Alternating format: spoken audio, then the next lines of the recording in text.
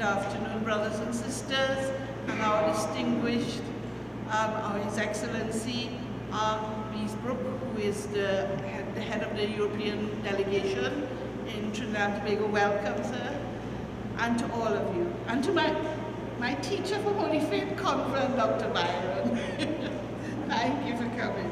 It's because of people like Dr. Byron that I'm here, so thank you. Okay, so I'll take the privilege of giving some moderators' notes, and I'll shut up afterwards. Okay? So on Thursday, the 20th of February, the world will observe World Day of Social Justice. The UN's theme this year is closing the inequalities gap to achieve social justice. Both locally and globally, there are huge inequality gaps in many areas of human endeavor. Why do we observe international days? The UN states, international days are occasions to educate the public on issues of concern, to mobilize political will and resources to address global problems, and to celebrate and reinforce achievements of humanity. While we will all agree that humanity has achieved much over the centuries, it is clear that justice remains a forlorn dream for millions of our brothers and sisters, and indeed for creation itself. Why should the Catholic Church be concerned about this issue? Pope Benedict XVI rightly stated that the Church cannot and must not remain on the sidelines in the fight for justice. Whether you're Catholic or not, each of us can help to build a just Trinidad and Tobago world. So in the midst of our Carnival celebration, let's take some time to reflect on what we need to do as a nation if we are to develop our capacity to build a just society. In the Bible, we read in Amos 5:24, "Let justice flow like water and integrity like an unfailing stream." But if justice is to flow like water, we must have a common understanding of what constitutes justice. Before we can build a just society, we need to embrace a vision of what a just society looks like. Underpinning this vision is a recognition of the dignity and intrinsic value of every human being. Our church teaches that the dignity of the human person is the foundation of a moral vision for society. If we believe that the human person is at the center of a just society, then we must hear the cries of those who are burdened by poverty and social exclusion, drugs, alcohol abuse, domestic violence, incest, by the fear that is instilled in each citizen as runaway crime and violence stalk our land.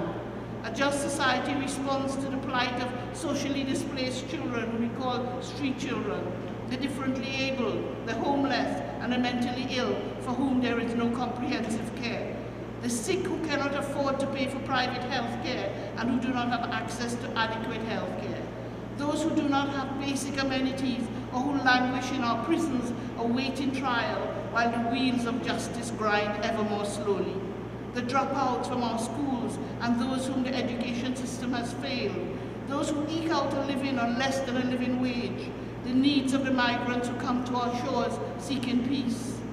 To develop our capacity to build a just society, we must develop a new lifestyle and embrace ecological conversion so that we can save our planet. We must address inter-ethnic strife, which is deepening daily. How can we build mutual respect for each other? Will we ever be able to see each other as members of one human family? There can be no peace unless, as Pope Francis has said, we recognize that fraternity is an essential human quality, for we are relational beings. A lively awareness of our relatedness helps us to look upon and to treat each person as a true sister and brother. Without fraternity, it is impossible to build a just society and a solid and lasting peace, he says. The basis of fraternity is found in God's fatherhood, end of quote. Last night, Monday the 17th, as I drove home, I was saddened to hear a group of young men of one ethnic group on a religious program on one of our radio stations, calling for all Chinese people in Trinidad and Tobago to be rounded up and sent to China because they fear, those who were speaking, that Chinese people here would spread COVID-19, the novel coronavirus disease. Their racist views also extended to other ethnic groups in Trinidad and Tobago. We will never build a just society unless we work for a conversion of hearts and minds, unless we do see each other as members of one human family. So to assist us in exploring this theme, we have a distinguished panel of speakers. Our first speaker is, sorry, let me get my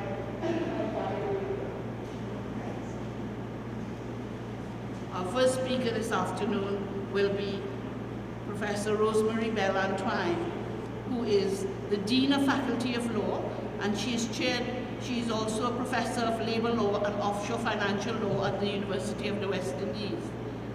She's an award-winning author and has published 12 books and numerous articles. She has substantial senior international consultancy experience in legal policy, law reform, legal drafting, judicial and institutional training, and significant managerial experience at the tertiary level and the public and private sectors. She has served on the Inter-American Commission on Human Rights since 2011, and in 2015 was elected President of the Commission. She was appointed Chair for the CARICOM Regional Commission on Marijuana. She was elected Rapporteur for Persons of African Descent and Discrimination in 2012, and Rapporteur for Indigenous Peoples in 2014. She also served as the first head of the Economic, Social and Cultural Rights Unit at the Inter-American Commission on Human Rights and OAS, and as a facilitator for many NGOs. Professor Antoine served as legal officer at the ILO in Geneva and has been a consultant to all of the governments of CARICOM, the UK, Venezuela, USA and Canada, and to several international organizations. She has authored influential policy reports and legislation on diverse subjects. She's also an attorney at law and holds a doctorate in law from Oxford University and LLM from Cambridge and LLB from UWI. She's committed to development with a human rights face. Let's welcome Professor Rosemary Bell Antoine.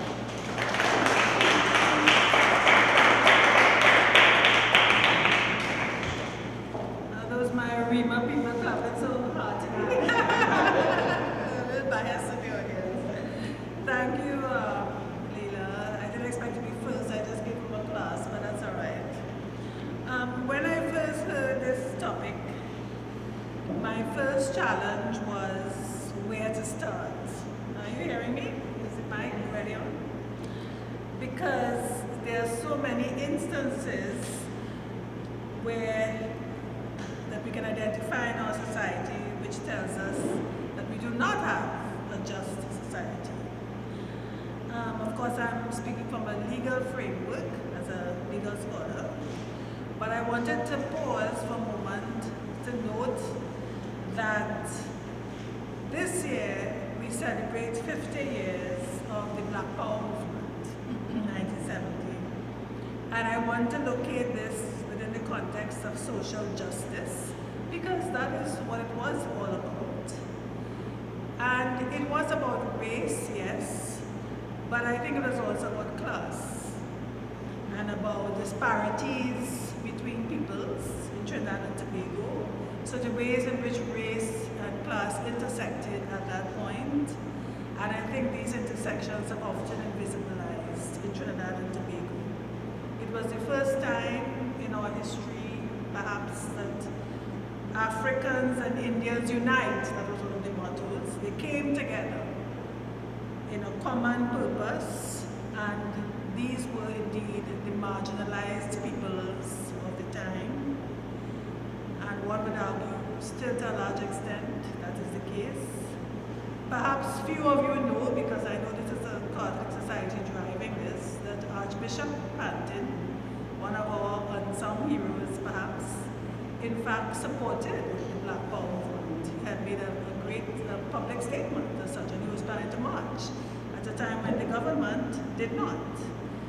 And he located it in the biblical context of the downtrodden and the oppressed.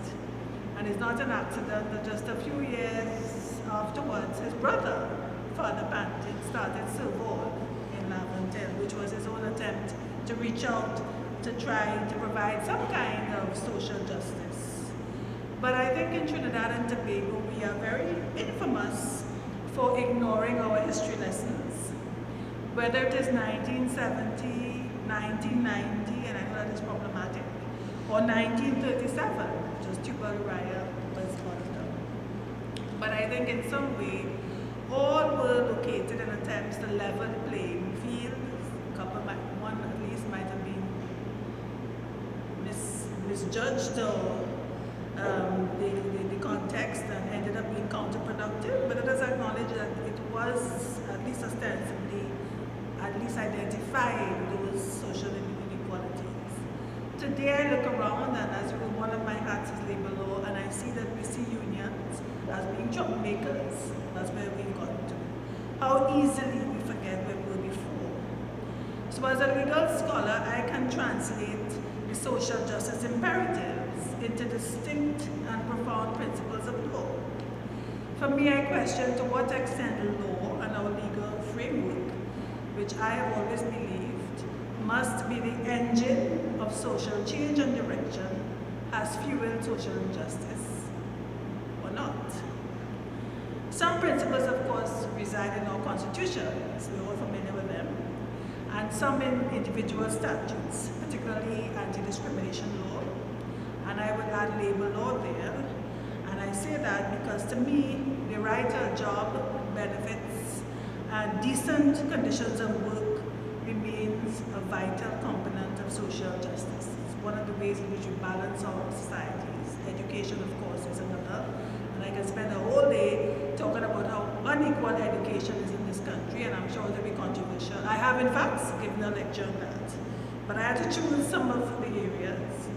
So in the Constitution, many of the boxes are ticked, but equally, I think, quite important indicators of equality are left out. Gender in its widest understanding, for example, sexual orientation, we're familiar with that, disability, and so on. And our courts, in interpreting our constitutions, have not always been as purposive or understanding, perhaps, in interpreting constitutions to really bring about this kind of equality and justice that this discussion is concerned about. It's only fairly recently, perhaps, we've begun to be a bit more liberal in our construction.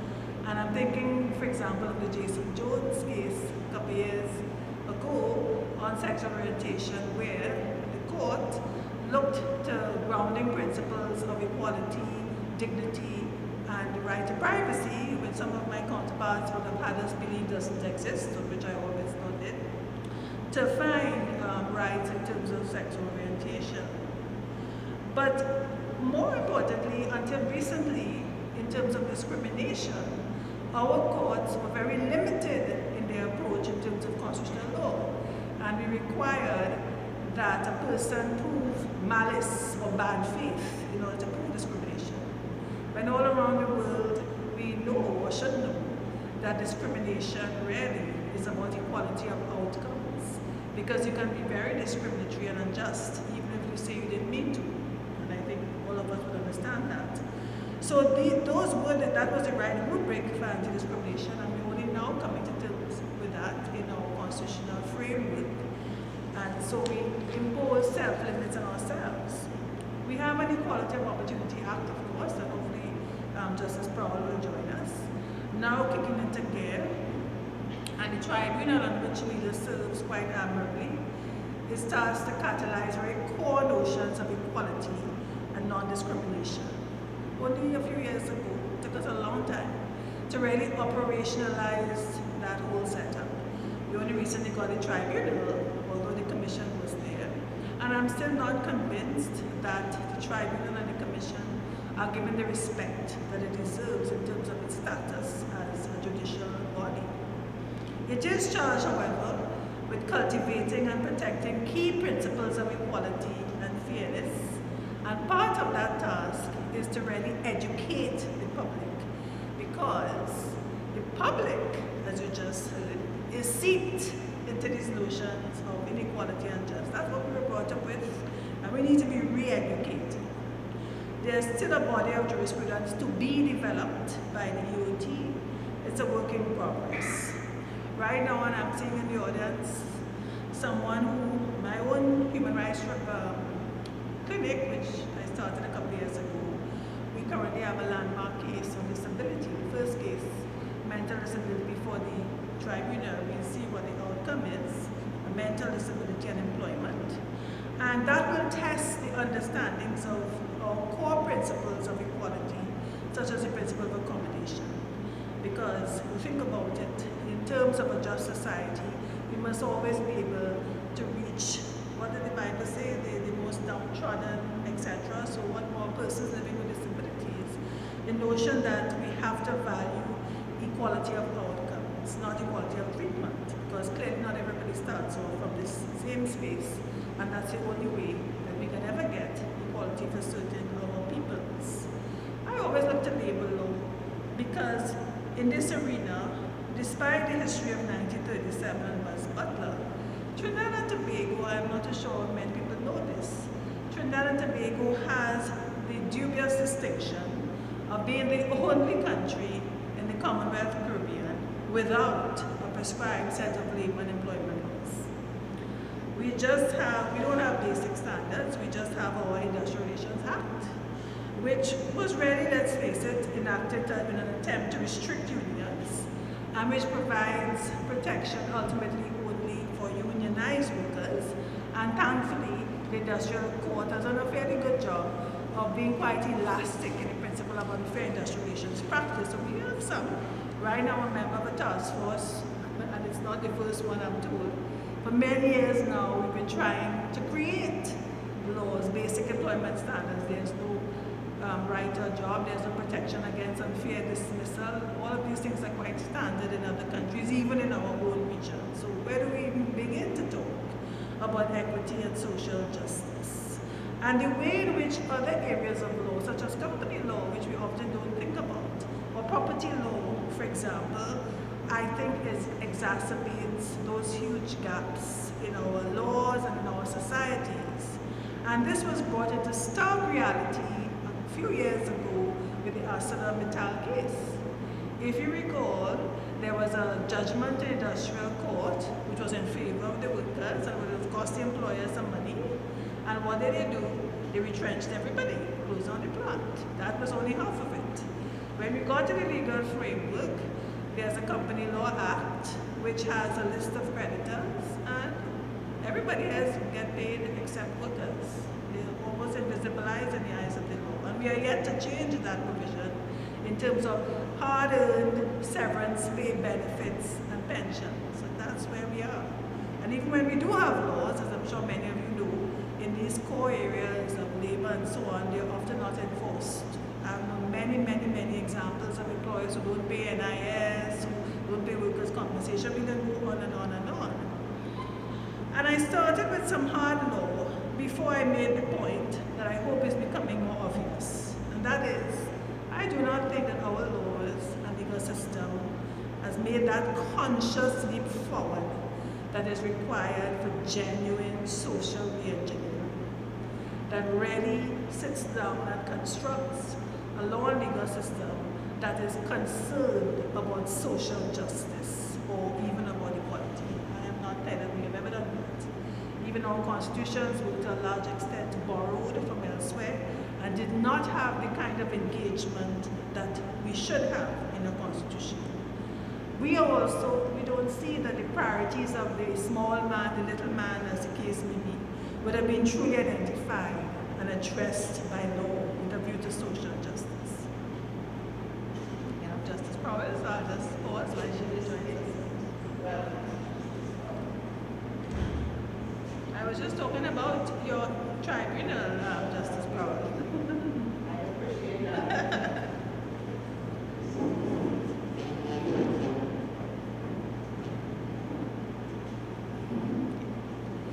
And so in order to really address these priorities of inequities in our society and the so-called little man, I do think it requires an understanding and acknowledgement of the society that it is indeed unequal, and some kind of social leveling, some kind of reorienting is indeed required. And this has not happened. And this has to be incorporated in every aspect of society. So I've looked a little bit at labor law, company law, anti-discrimination law, but we can look at criminal justice, for example. That is, you mentioned a little bit of it, Leela. And to the extent that the criminal justice system, it is in fact equal on its face But I think we all know that how it is operationalized is not equal. And I used to do a lot of work on juvenile justice at one point, and it's really amazing, and the point has been made very often, I'm sure. Have you ever seen a rich boy in a juvenile home, delinquent home, as the case may be? It sounds kind of obvious, but this has been documented and so on. Who goes and who ends up in remand? Who ends up in the jails? Who ends up in these essentially prisons for young people? It is the poor and the marginalized. And I can give you lots of statistics and lots of studies have been done on these connections with criminal justice and poverty and race and how they all intersect. And that is also true for Trinidad and Tobago. It's a very important point because we're at a time in our history when we are trying to solve really deep problems of crime. And the impulse, of course, is always to have a sort of a hard approach to crime, forgetting the social dimensions. We have just won a new project, and the EU ambassador is with us, who's been a great friend to my faculty of law at the University of the West Indies. A new project from the EU is going to fund us to look at remand injustice, as we call it, with special emphasis on women remandees who are victims of domestic violence. Because when my students visited the prisons, we were already concerned about injustice in terms of remand. Trinidad and Tobago has the worst remand history in the entire Caribbean, second only to Haiti. Just this week in the newspaper, the new COP, Commissioner of Prisons, told us that it was over 65% of its population is in remand. That is astonishing. So most people who are imprisoned have not only could well be innocent, they have not even been charged. So they are waiting for a charge. This is barbaric. I don't know what else to describe it. Not to mention all the difficulties with legal representation or lack thereof if you're poor. And we're also discovering that if you're not poor, you may not end up in remand. You may never end up there. There are all kinds of inequities just in that little pot alone. But we also discovered, quite by accident, that there were many women in there who were victims of domestic violence. They were charged with murder, even though they were being beaten and so on, and then the partner ended up dead, well, trying to defend themselves. And they were charged with murder instead of manslaughter or anything like that. So once you're charged with murder in Trinidad and Tobago, you have no bail. Some of them have been there 11 years. There's one person at least who's been on remand for 21 years. This is Trinidad and Tobago. So it is so much to say, Rita, that as I told you, I was hard pressed to know in all of these areas there are issues of poverty and inequities in the legal system. And these are central to injustice that we suffer. And poverty is a common denominator in terms of it. And how do we address these? We have to, of course, look at the underlying issues of social injustice and marginalization that exists in our society. I think that we are now beginning to acknowledge that, only now beginning. I have seen where I've sat an Inter-American Commission, the same direction we say we want to take, which is a sort of a macho man kind of militaristic approach to crime. I have seen it fail spectacularly. You only have to look at Mexico and many countries in Latin America, where it was the army that took over. And what happens in Mexico now? Has it improved? No. It got worse because guess what? Now they kill the witnesses and they kill the judges. So I don't know if we want to go that way. So this is why I look at core issues and sort of bread and butter issues such as labor law and how employment is organized and how it causes disequilibrium in our environments instead of improving the social inequities. I often talk about the notion of split shifts. You know what a split shift is? Very common in the hospitality sector, when you are asked to work 2 shifts in one day. So you work 6 to 2, then you get a break, and then 6 to 2. So that sounds good. If you get it, you have a job, all that is great. But guess what? And usually it's women in the hospitality sector. hardly have time to get home. If you can't get home, forget about your family life and your own life, but what happens to your children? Your children are not supervised. Then your children fall by the wayside, and you want to know why it is the fabric of the society is broken down and we are more crime. These are all connected. All of these intersections are things that we have to think about in terms of addressing the underlying issues of social injustice, crime, and all of that in our society. Everything has a social cost, and I believe in order to build a just society, there must be fair practices in every sphere. It just doesn't happen overnight. You have to actually plan, be proactive, and creative. As the chair of the Marijuana Cannabis Commission, I felt I must bring it into the discussion. And I think there can be few areas in which I think demonstrate inherent inequalities in our society than this so-called war on drugs and how it is played out in the implementation of drug laws. Incidentally, I brought copies of the report if anybody wants it after. And again in our report, this idea of social justice was key to our deliberations and our consultations, because from inception, the criminalization of cannabis was really a symptom of social inequities and the imperfect balance of power that we had. So it was a plant that our grandparents used over 100 years ago with some beneficial properties that we knew of thousands of years. It was deliberately criminalized to make room for the profitability of big industry, tobacco. Yes, so this is well documented, the Schaefer report, Congress laid in the US. It's all now disclosed in public information. There were also race and class overtones. Again, it was the poor, non-white peoples who were using it in the United States. Although we know that cannabis, marijuana, is much less dangerous, it certainly can't kill you like tobacco can and alcohol can. It doesn't cause you to be violent like alcohol. It causes you to have a euphoria, or it can, and you may not want to study, I agree with that. But these other things, alcohol and tobacco, were legitimized and glamorized, whereas marijuana was demonized. But what is worse is that this war on drugs had disproportionate and continues to have disproportionate effects again on the poor and marginalized. Often they're race constructs, and that's across the globe.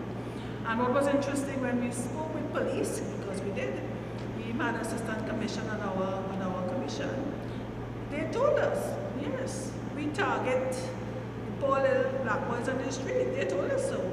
We asked them why it's easier. It's easier. And they're visible. They have nowhere to go, so they're lying on the street. And you get promotion easily, we bring it. So this is what we are facing. Again, you know how many rich, white persons have we seen jailed for marijuana? You probably can count it on one hand if you are done. And again, several studies have been done all over the world as to the link between drug use, poverty, and marginalized communities. See this again, the patterns are continuous wherever we go. In Trinidad and Tobago, before we changed the law in December, and it's still not fully changed, you could and did receive a non-custodial sentence, meaning no jail, for wounding someone with intent. So you were planning to kill them, you wounded them, you don't have to go to jail. But if you had in your possession 1.6 kilograms of cannabis marijuana, you could have received up to 40 years of imprisonment. You ain't kill nobody, you ain't wound nobody, all right? Under the Dangerous Drugs Act, Section 5. In fact, the court, in a case called Francis and Hines, found it to be unconstitutional in terms of disproportionate. So they modified it somewhat, but it's still on the statute books. So these are social justice imperatives in the reform of our drug laws, at least with respect to cannabis. And I just heard on the radio coming here, where they talk about all these children and so on. Well, obviously the law doesn't allow children, we didn't recommend it either, but it is not true, this level of panic, that it's only now children eating cookies, marijuana cookies. You remember 2 years ago they found some children in convent? So it's not because of decriminalization. That was happening. That's one of the reasons for decriminalization, because you can't stop people using it. So since returning home 5 years ago, I the ever-widening disparities between rich and poor in this country.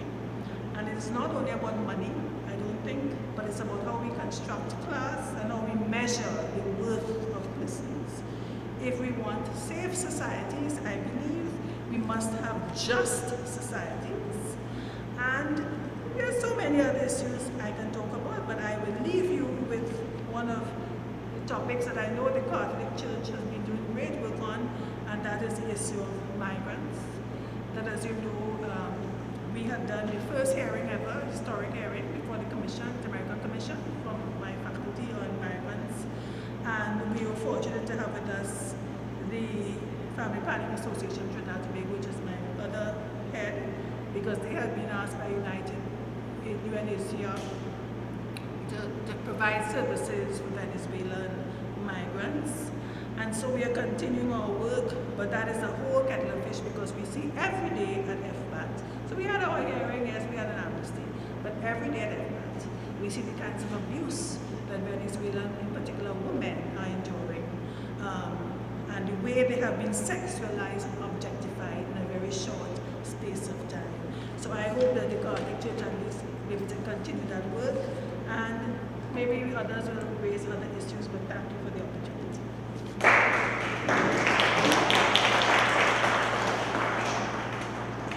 Thank you, Professor Antoine Ogo. We could do better than that, man.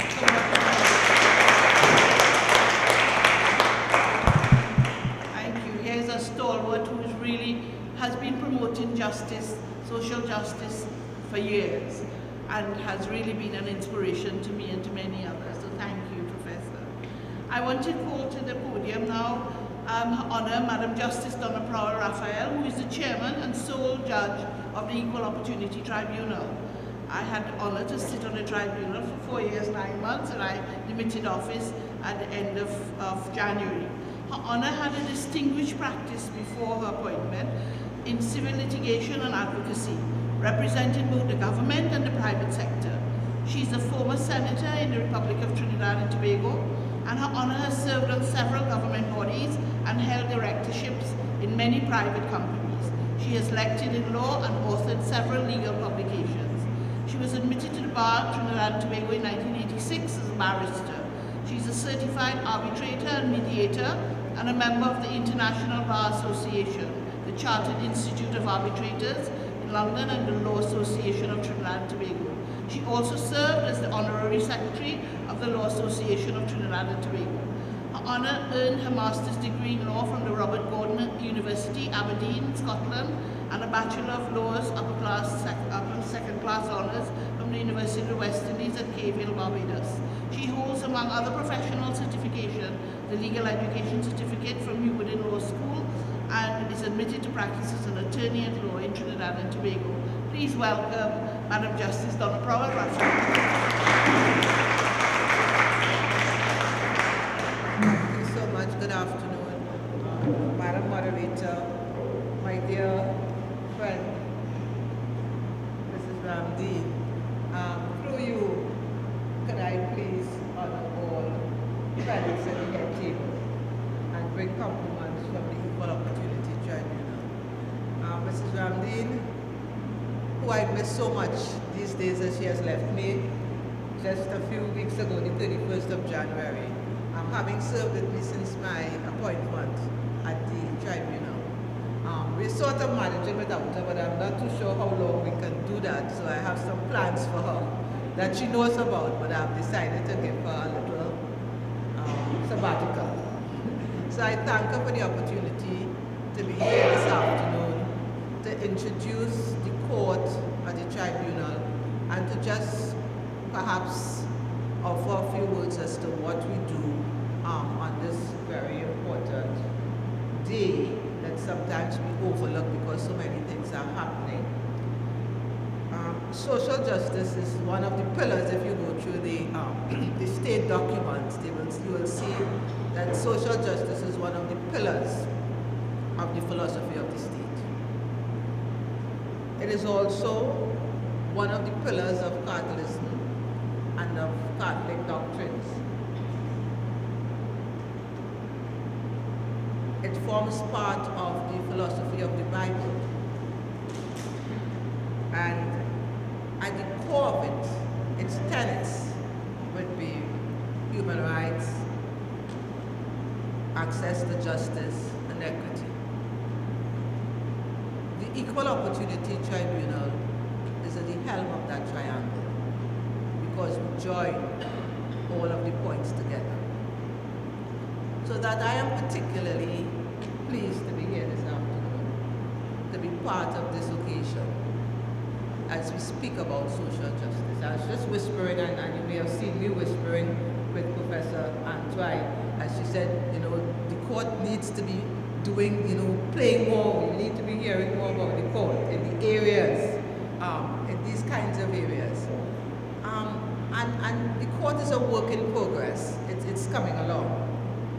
In fact, the Equal Opportunity Tribunal, and I've said it more than once, and I'll say it today, and I'll keep saying it until somebody who matters recognizes it, is the only anti-discrimination court in the English-speaking country. It is a novel, it is a powerful machinery. Most importantly, and this might be a little legalistic, so I'm going to take it very slowly, it extends the rights that are guaranteed to the individuals under the Constitution from discrimination by the state to discrimination by private bodies. What does all of that really mean? Under the Constitution, everybody speaks about your human rights, your constitutional rights, your rights not to be discriminated against, your right to protection under the law, your right not to be discriminated against on the basis of your sex, and I can go on and on and on. It's becoming more and more popular. We speak about it very often. We see it in the newspaper. If I were to have the stats from the High Court, I believe we may have a number of constitutional motions filed every day. I don't have it, but I don't know if the university could help me. But I'm certain that it's something that's a very popular cause of action. What a lot of persons may not have realized, and we see it in the court now, is that while your rights not to be discriminated against by the state are protected by the Constitution, until the passage of the Equal Opportunity Act, your rights not to be discriminated against by a private entity was not protected. So that while the state could not discriminate against you, a private entity could. So while you could not, the state could not discriminate against you on the basis of your sex, or your race, or your age,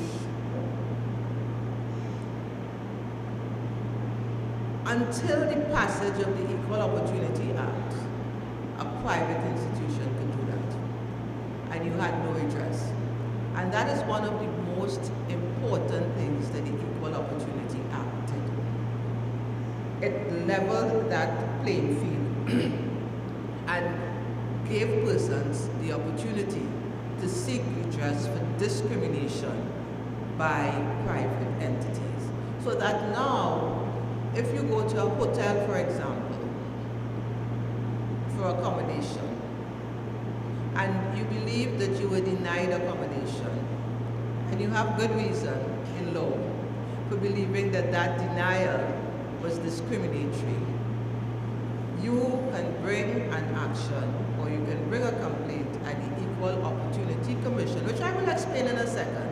And if that complaint cannot be resolved through mediation and conciliation, you have the opportunity of having it resolved at the Equal Opportunity Tribunal. That's a very, very important point, because that right never existed before. I assumed the mantle of the responsibility for the tribunal in April 2018. I succeeded His Honor, Justice Rajman Lal Joseph, who retired in September 2017, and he had led the tribunal since 2010. Yes, the tribunal has been in existence since 2010. I have approached the task of leading the tribunal, I like to say metaphorically, bright-eyed and bushy-tailed. At times naive, to stumble here, a tumble here. Every so often, a eureka moment, but focus doggedly on the statutory remit of the tribunal. What is the statutory mandate? The statutory mandate of the tribunal, as stated in the preamble to the Act, is to prohibit certain kinds of discrimination, to promote equality of opportunity between persons of different status, and to establish the Equal Opportunity Commission, and to establish the Equal Opportunity Tribunal. That's the purpose of the Act. The kinds of acts prohibited by the Act include discrimination on the basis of sex, discrimination on the basis of race, ethnicity, origin, including geographical origin, religion, marital status, or disability. The Act also protects persons from victimization who may have been seeking to enforce their rights, but who have been discriminated against because they tried to do that, or because they tried to help another person to not be discriminated against. And an interesting part of the Act is that it prohibits the use of offensive language. I don't think this has been used at all yet. And if I have the opportunity, perhaps in the question and answer period, I will treat it in a little bit. The Equal Opportunity Act creates both the Equal Opportunity Commission and the Equal Opportunity Tribunal. And I know the words are sort of close, so what I'm going to do, I'm going to refer to the Commission as the Commission and the Tribunal as the Tribunal, because I would like very much to help us all to appreciate how this whole process of equal opportunity operates in this country, and why it is such a tremendous opportunity for everybody that we should really be grasping. They are different entities. The Commission and the Tribunal, even though they may sound similar, are different entities with different powers and different remits. When an individual believes that he has a complaint of discrimination in any of the areas I mentioned, whether it is victimization, discrimination because of their status, or offensive language, they can make a complaint to the Commission. Now, as the law presently stands, you cannot come directly to the Tribunal. It's like the industrial court. If you have a problem, you go first to the Ministry of Labor, and if that's not resolved at the Ministry of Labor, then it goes to the industrial court. So there's a similar process with complaints of this kind, discrimination complaints. You go first of all to the Commission. The Commission will then determine whether or not there is a viable complaint under the Act. It has very powerful powers to investigate and to demand that persons who are being complained against, who I will use the big word of discriminator, the alleged discriminator, provide certain information as part of that investigation. And having formed the view that there is a viable complaint, the Commission can then invite you to have that complaint conciliated or mediated by persons within the organization there. And that is at no cost to the person. You don't have to have a lawyer. They bring in the discriminator, they put you at a table, and in confidence and in privacy, they explore the complaint that you have. Or, if you were to feel, well, listen, we have really exhausted all mechanisms. It's a viable complaint, but really and truly, it's no point in trying to conciliate this. We have sat at the table and we've tried. You can say, you know what, I'll go straight to the tribunal. When you send me straight to the tribunal, let me go and have this thing adjudicated, let me have my rights adjudicated. Or you can choose to go to the process of conciliation, and if it doesn't work, you still have the option of saying, take my complaint to the tribunal and let the tribunal treat with it. The critical point is that when you reach to the stage of the tribunal has the same status as the High Court. It has the same power, and perhaps in certain instances a little more than the High Court in that limited area of discrimination complaints. So that when you go to the tribunal, it is as if you're going to any court. It is headed by a judge of equal status of the High Court, appointed in like manner to a High Court judge, and all the rules of the court in terms of receiving evidence, testing evidence, are utilized within the Equal Opportunity Tribunal. We have our own rules, but of course where those rules are deficient, we use the High Court rules. So that when you come to the tribunal, you are in fact at a court, and a very powerful court. The tribunal has the power to summon and compel persons to appear before it and to provide evidence. So that if you get a summons from the Equal Opportunity Tribunal, you have to obey it in the same manner that you would obey a summons from the High Court.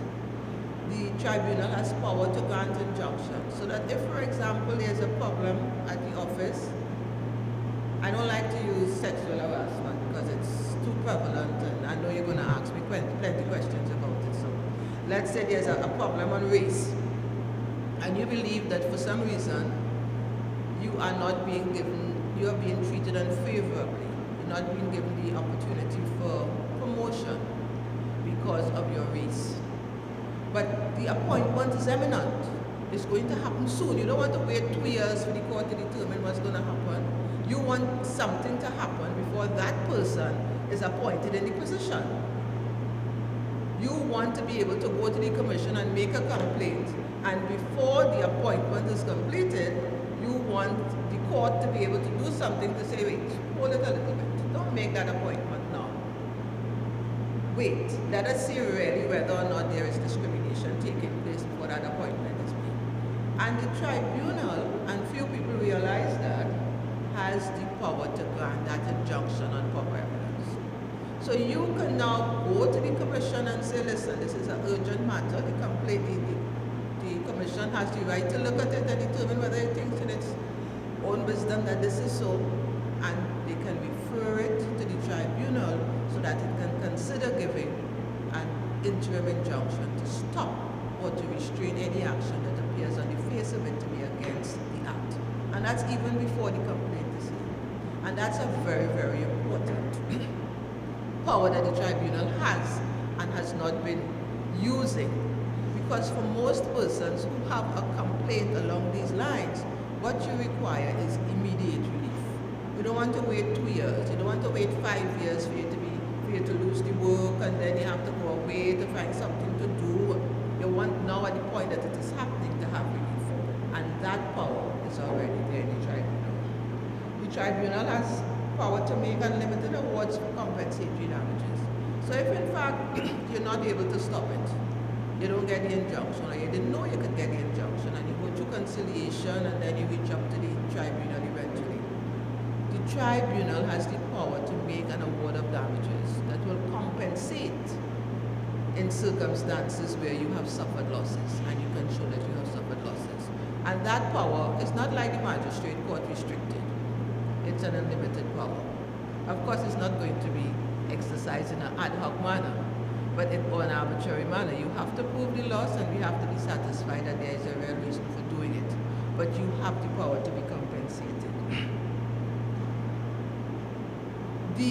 Having made an order for compensation, there is the same methods of enforcing that order as if the order was made in the High Court. So whatever powers the High Court has to enforce an order that was made by the High Court, whether it is to sell your house, to garnish you, those powers exist with respect to orders made by the tribunal. And after all of that, just in case we missed out something, the law gives the tribunal a general power to make such orders and to do all things as you feel the justice of the case requires to be done.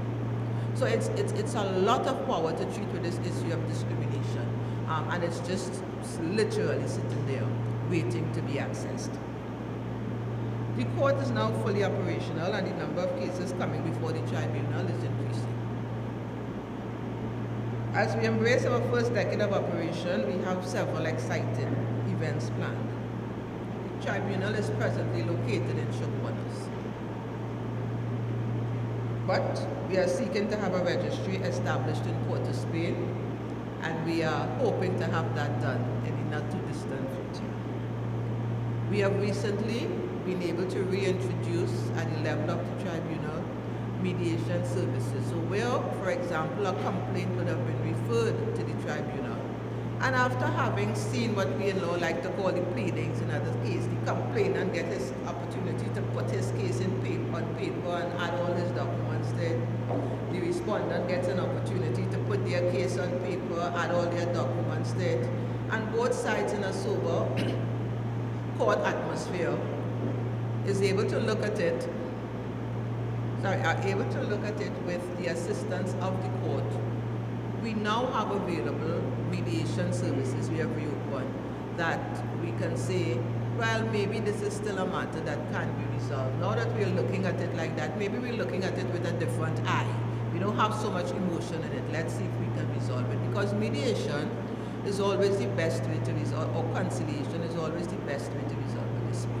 It allows parties to determine, without looking at legal rights very strictly, what they want to do, without having a decision imposed upon you by an adjudicator. So that we are now able to supply those services to parties who believe that it would assist them. We have recently started piloting video conferencing services because we're all the way in Chaguanas. It frequently floods. It's difficult to get there. They have no taxis running to where we. They have taxis running there, Mr. Ramsey. I don't know that they have taxis running to where the court is now. It's sort of located in a little quieter area. But what we are doing to try to get around that problem is to offer video conferencing services to attorneys who may be too far away and who may want to access what we have in the court, at least for pre-trial matters. We also have a very user-friendly website now. We have the rules of the tribunal available there. And we also have a collection of the decided cases on the website. We also have a picture of Mrs. Ramsey, just in case. Mrs. Ramsey, they haven't taken down your picture yet. We get it flagged because we wouldn't let them take down Mrs. Ramsey's picture, you know. But it tells you who we are, what we are doing, but most importantly, it gives you the legislation, it gives you an idea of the cases, and we are developing the website as we go along. Within the next few weeks, for the benefit of any members of press, who I'm sure Mrs. Ramsey may have here, we would have press summaries available of decided cases on the website that you can look at rather than reading an entire judgment. We have recently completed at least 2 exciting matters, the sexual harassment, a matter on sexual harassment that I personally found very interesting. And we have just completed another matter that treated with discrimination in pregnancy that I also found to be a very interesting matter. Now we can perhaps discuss if we have a few minutes a little later.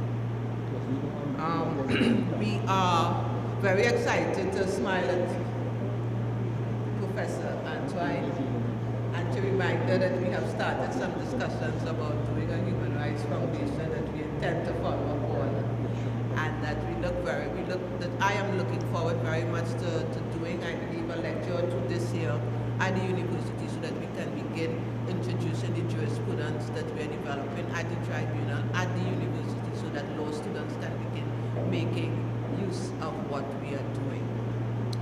Very recently, we had 2 new lay assessors appointed. As I said, with sadness that we bid farewell to Mrs. Ramsey. She's been a stalwart since 2015, but we're not really bidding goodbye to her. Here talking about human rights foundations and stuff like that, so it's just a little whisper.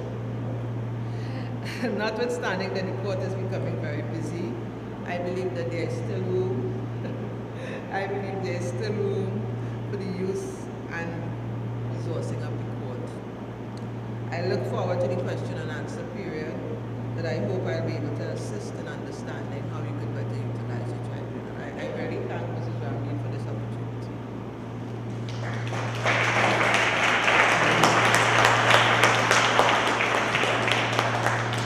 Thank you so much, Madam Justice Don Corin Raphael. Let's hear it for her again. I get withdrawal symptoms. It's 4 years, 9 months I've been there, so thank you for the opportunity to serve. Can you turn it up so we can, Father, I think we can turn up the volume so people can hear in the back. Is that better? Yeah? Okay, right. So, without further ado, I want to introduce, before I call our next speaker, I want to acknowledge the presence of our Bishop Clyde Harvey, who is our Bishop of Grenada, or Trinity Bishop of Grenada. Welcome, my Lord. Welcome. So I'll introduce now Reverend Dr. Arnold Francis, who was ordained a priest in 1981. He's presently Principal and Dean of St. John Vianney and the Ugandan Martyrs Theological Institute, and Parish Priest of Our Lady of Fatima RC Church, this church in Quebec, as well as St. John the Baptist RC Church in St. Augustine. So, Reverend Dr. Father Arnold, please welcome Father Arnold.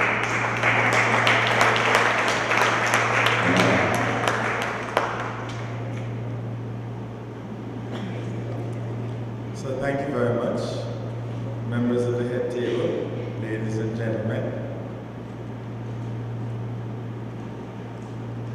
How do we develop our capacity to build a just society from a Catholic perspective? Well, first of all, building a just society is the application of the divine law, values to all areas of social life. It is making the message of Christ come alive.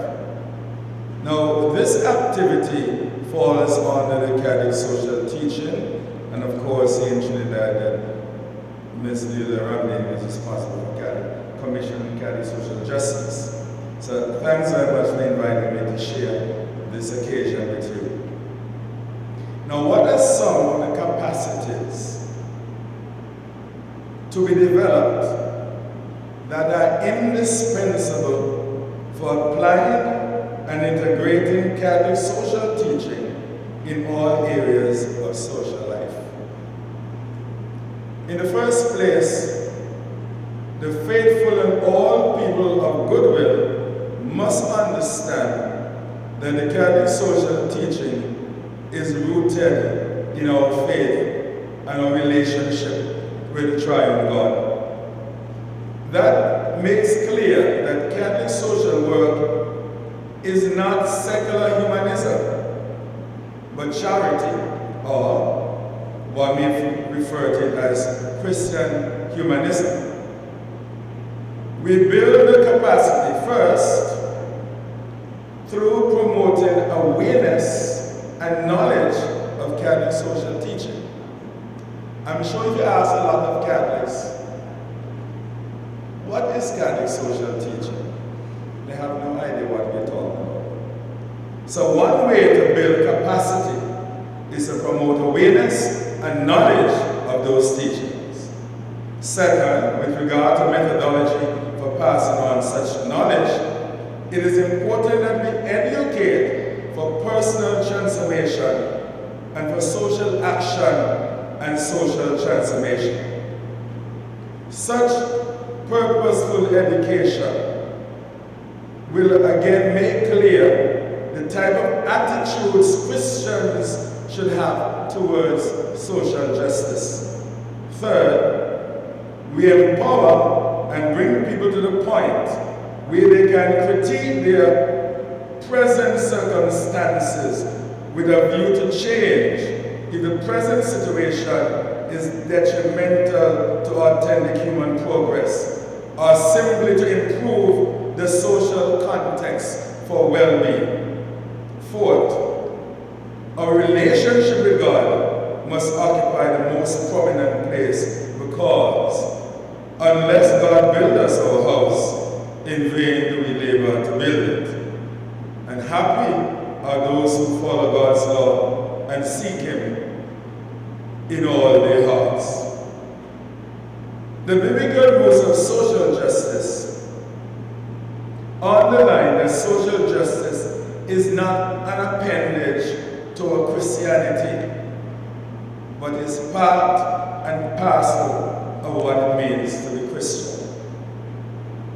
Now, Christian understanding of the source and purpose of the moral law. Here I will quote a lot from the Catechism of the Catholic Church. The moral law is a work of divine wisdom.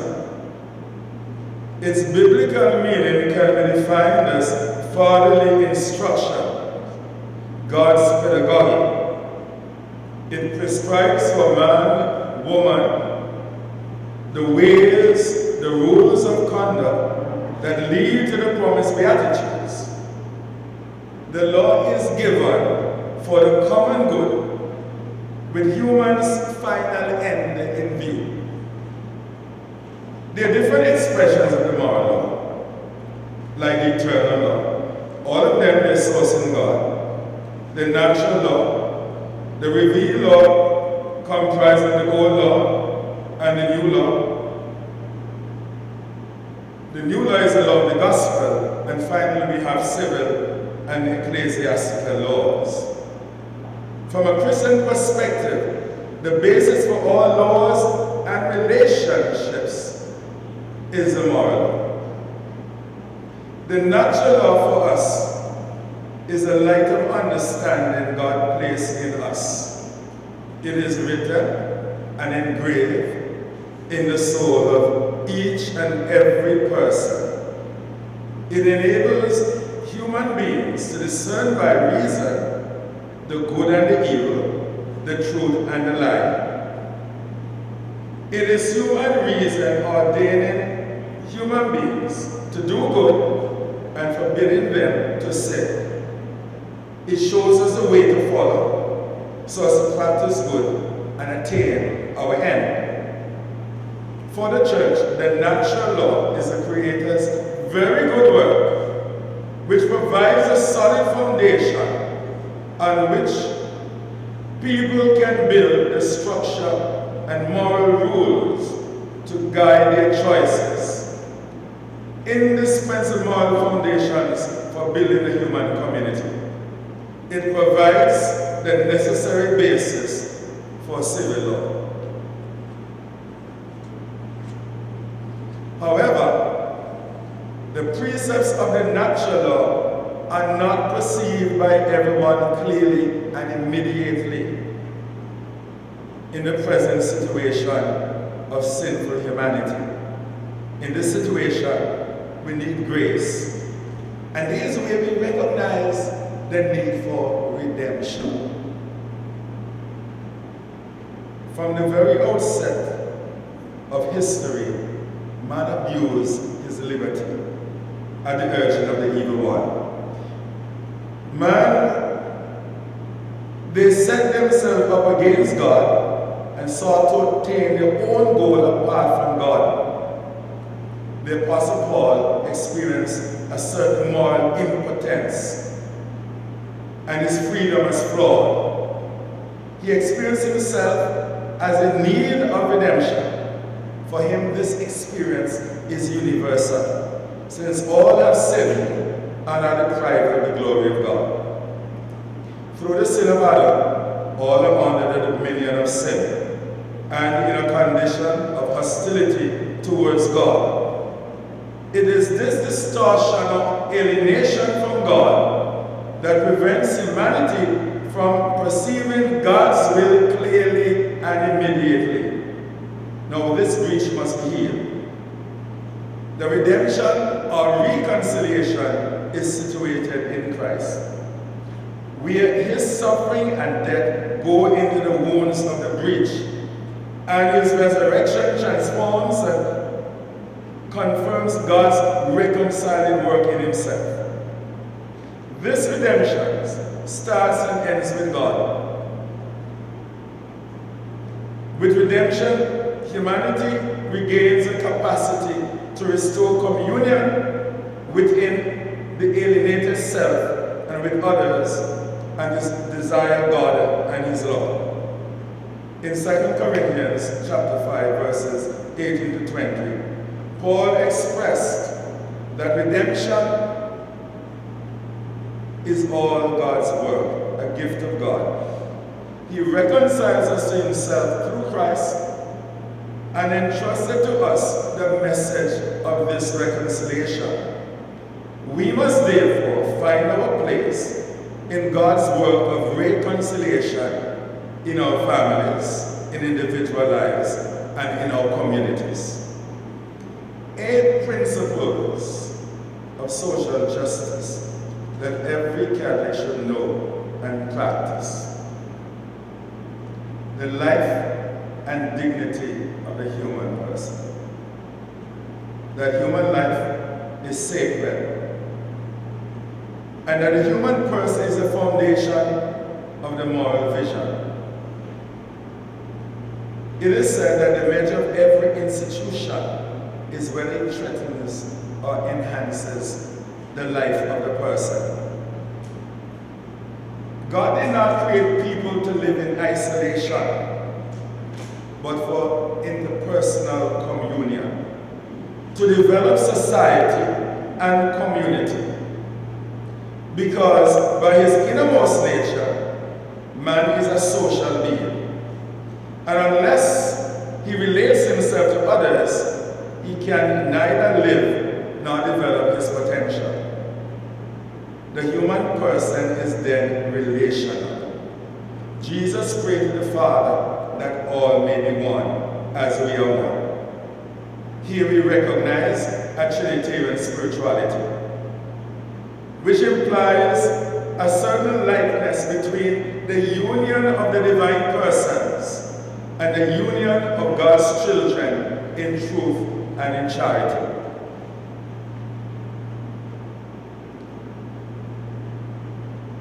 Apart from that, other places in the Bible make clear that the human family is called to be one. We are told by Acts, from one man, God has created the whole human race and made them live all over the face of the earth. These passages at least intimate that social life is not something added to the person, but is necessary for human flourishing.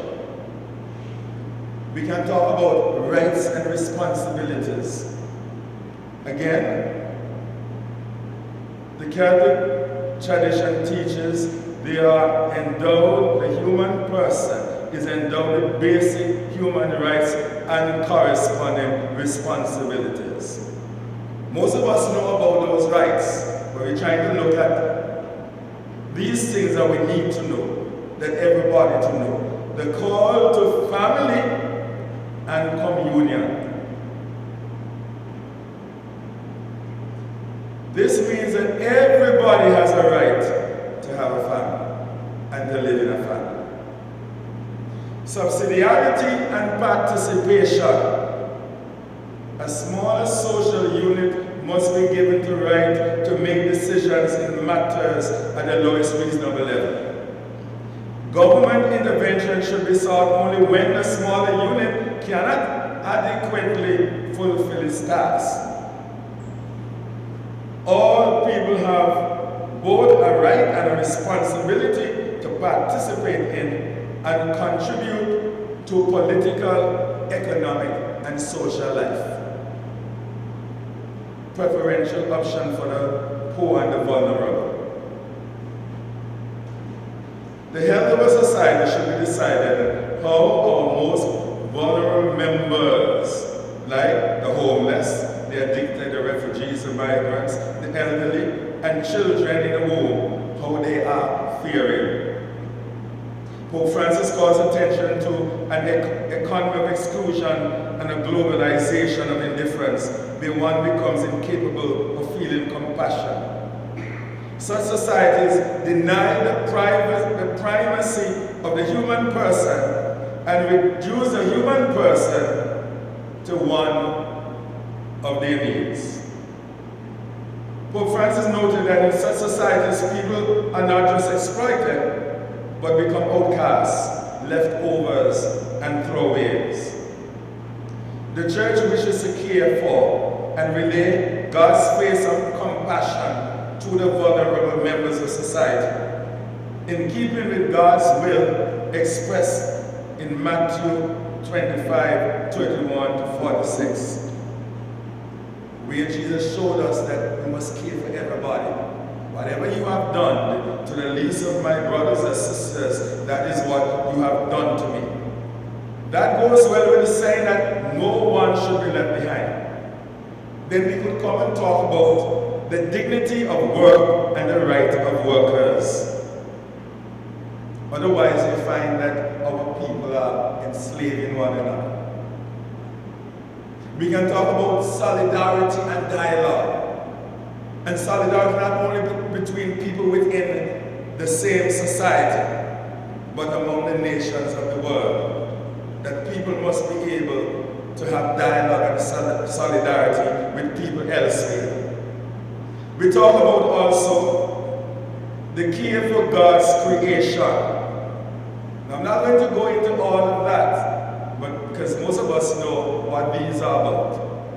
Again, solidarity and dialogue, care for God's creation. Now, what about engaging our social reality? Social institutions are not fixed. They're not static, but dynamic and forever unfolding. There is always need for new meaning and reformulation of understanding and better life-giving operational and ideological structures in a changing culture.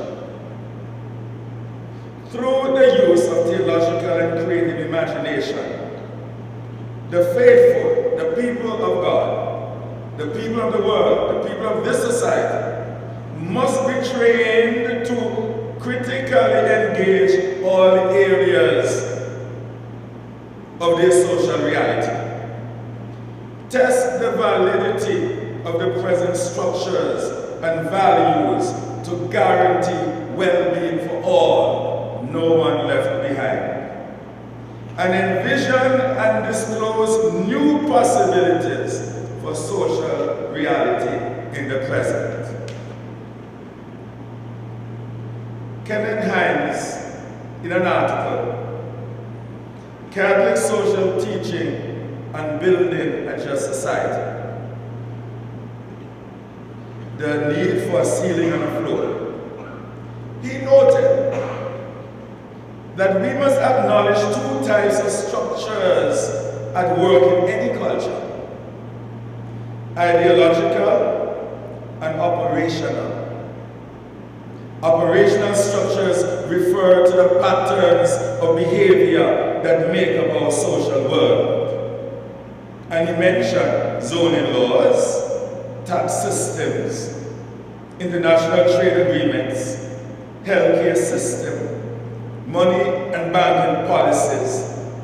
And I add into this the institution of marriage, family life, the education system, cultural expressions, government and politics. And I'm sure you could talk about other behaviors, patterns of behaviors that can be seen as operational structures. And then he went on to talk about ideological structures. These refer to patterns of belief, the configuration of values that make up our social understanding. Now, the question is, how do you bring these two together? And here's where our people must be educated to think. Otherwise, they will be led along all the time. People will come and tell them this is right when it might really be wrong. Operational structures are wrong when the ideological structure implicit in them and supportive of them offends human dignity.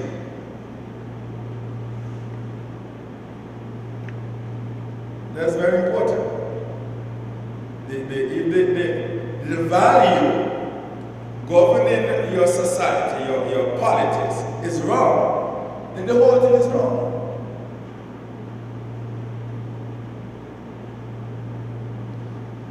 Ideological structures demean persons when values other than those that promote human dignity become the organizing and dominating values of a society. So the question then is not like you might have one problem and you're trying to deal with it. But the question is, why are people having those problems? For instance, like talk about some people find that they cannot get justice. It takes too long. Why is it that people have to be waiting forever to get justice? What is our value? Do we value people and integrity? Then it means that something might be wrong with that operational system. Therefore, it must be changed.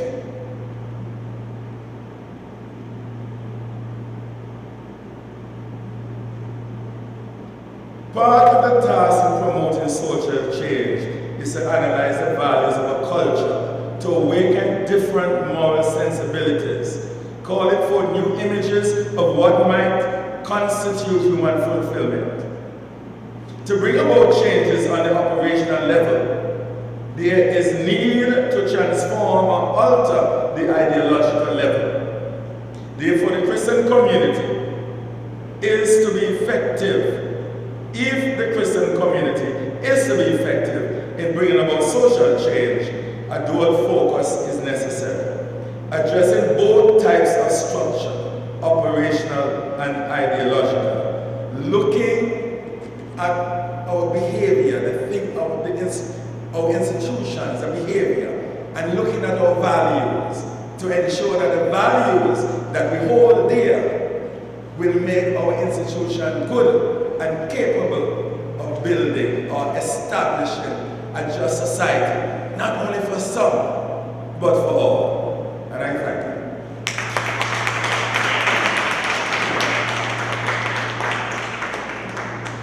Thank you, Father Arnold, parish priest of this parish. Thank you so much.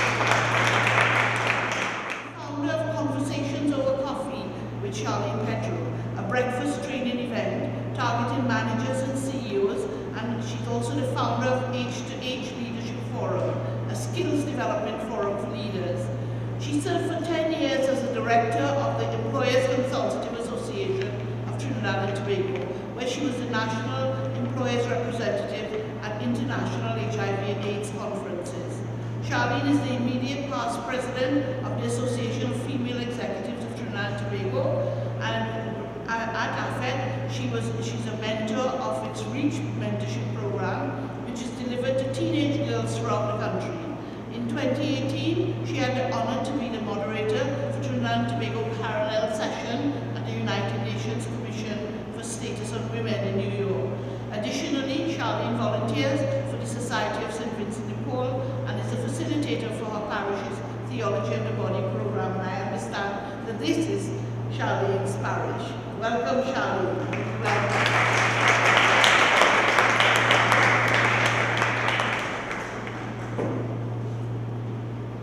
It's nice to be home. Thank you very much. Good afternoon, everyone. So let me ask you, vacancy, 21-year-old female residing in Central. Have you seen that anywhere in the newspaper? Have you ever seen such a vacancy? And as you know, I'm here representing the business community, and I can say that this is one of that I've seen many times that it signals discrimination. And the question is, what role does the business community play in terms of supporting a just society? So when we look at the activities and the services and the behaviors of the business community, one thing I like to ask myself always is that we must first and foremost examine our own biases as human beings. Because that translates into culture, that translates into an ad for vacancy.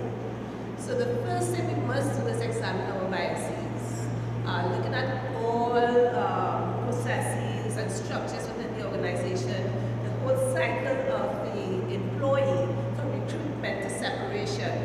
And as I shared with you the vacancy just now. So, and even if we go deeper into recruitment, in terms of shortlisting, you may find sometimes employers may shortlist based on, well, one, your name, may shortlist based on where you reside, and may shortlist based on your sex, male or female. So we always want to step back, we always want to step back, and also your place of abode. I remember there were times where, if somebody had beaten on their resume, it's just skip, file 13, well, that's the garbage. So, and we have found that people using different addresses, the aunt address, the cousin address in their resume for fear of discrimination. So that's painting a picture of sometimes being focused in the wrong direction, and sometimes, people just don't know differently. I found that people people just don't know they're discriminated. So one of the key things is building self-awareness and also awareness in what does not build a just society and what really supports discrimination. And as businesses in Trinidad and Tobago and generally, businesses hold such power. A business owner, a manager, holds such power in their hands because really a business is responsible for the entire GDP of the country. It's responsible for you taking care of your family. So when you have a business, it's not just employees you're impacted upon. When you're a manager, the decisions you make or do not make, because then there's the sin of omission, I like to call it. The decisions you make or do not make affect the people, on your team, and therefore affects the family. So the question that was posed to me is, what role can the business community play now? First, being self-aware of our errors. I always say confession is good for the soul. So first, being aware of our errors, where we have erred, and how can we do better. Someone had mentioned trade unions. I think it was the professor. And, businesses sometimes, business owners, they're afraid of trade unions because there's so much trouble and, it's costly. But really, most times, if a business treats its employees well, there'll be no need for trade union. So I would like, if we have managers here, supervisors, or even colleagues, that we look at how we treat with each other and be fair to each other. And that goes back to having particular structures in place in the organization. And structures that will allow for fairness and equity. Structures when, particularly again, recruitment or even promotion, that we should have a measure of transparency in our organizations so that people do not have to wonder, how do I get promoted, boy?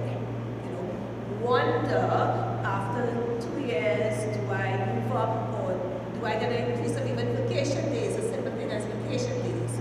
So policies should be clear and transparent so that employees will know what is expected of them and how they can earn, whether it's vacation days, whether it's an increase in salary, and how they can move up the ladder. Another thing that we can look at is really fostering diversity at all levels. And when I speak about diversity, most times we may think race when we speak about diversity in Trinidad and Tobago. But there are other factors we can look at. You have sex diversity. How many women do you have on the team? I mean, most of the organizations I've worked with and most of my clients, even right now, you find that you have a management team that mostly women. So where are the men? So, and I know I have particularly one client who's making an effort to actually balance that off. So you can call it affirmative action if you will, voluntary affirmative action, but really balance it off your team. If you feel that there's a lot of men in the team, then balance it off and really try to target women to balance your team. And research will tell us, it's good for business because the research tells us that a more diverse team, that companies that have a more diverse team, they earn more profits compared to a company that does not. So if it's only just for business purposes, diversity is always a win-win situation.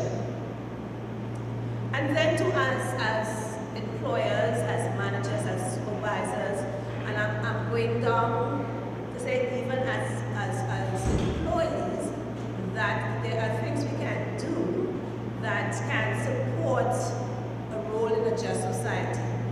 Whether we have to purchase, we have an event, typical material that you may use day to day in the organization, you can look to purchase from an organization that will support a just society.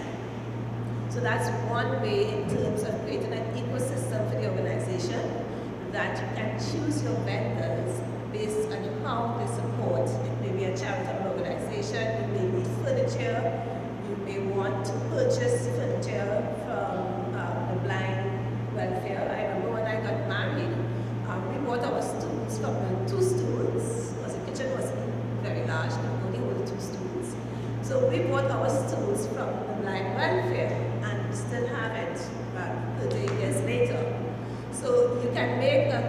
conscious and intentional as to who we purchase from, that we can purchase from organizations, we can support organizations that are playing a large role in creating a just society.